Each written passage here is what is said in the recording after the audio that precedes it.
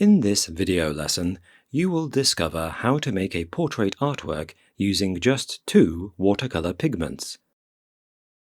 This watercolor sketch was done as a preliminary study for the larger painting in oil.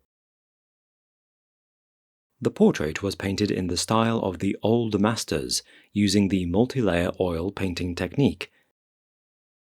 If you would like to learn how to paint like the old masters, but using modern materials, you will greatly benefit from studying the Old Masters Academy online video course.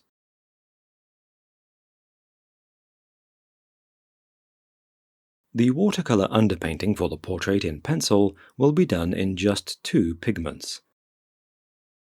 Painting will be done wet into wet, and to prepare the watercolor paper sheet for the color wash, Natalie first wets the entire sheet on its back side using a flat white brush.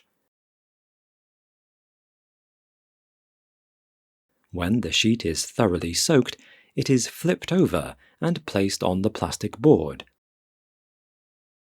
The wet paper surface sticks to the board nicely, keeping it firmly in place. Clean water is now applied onto the face side of the watercolor paper sheet. This is high-quality 100% cotton paper, which has a 300 GSM weight and a rough paper surface.